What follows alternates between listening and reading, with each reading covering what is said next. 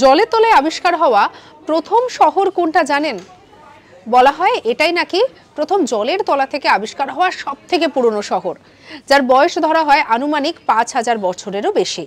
এবং যেটা জানা যায় যে পালভোপেত্রি নামক একটি শহর, যা গ্রিসে একসময় অবস্থিত ছিল, সেটাই নাকি প্রথমবার আবিষ্কার করেছিলেন বিজ্ঞানীরা, এবং জলের তলা থেকে তাকে আবিষ্কার করা হয়েছিল। এবং প্রথম যে সালে এটিকে আবিষ্কার করা হয়েছিল তা হলো 1967 সালে। এবং এটা দেখে কিন্তু অনেকেই বেশ অবাক হয়ে গিয়েছিলেন, কারণ অত বছর আগে তলিয়ে যাওয়া একটি শহর তা যে এত বছর পরে এসেও আবিষ্কার করা সম্ভব, তা ছিল সত্যি একটা অভূতপূর্ব একটা বিষয়। তবে এটি কিন্তু সব থেকে পুরনো, মানে আবিষ্কার হওয়া জলের তলার শহরের মধ্যে সব থেকে পুরনো, যার বয়স আনুমানিক 5000 বছরেরও বেশি।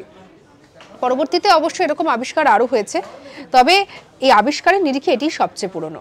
সঙ্গে রাখুন আজ তাক বাংলাকে, অজানা খবরকে জানার জন্য সাবস্ক্রাইব করে নিন।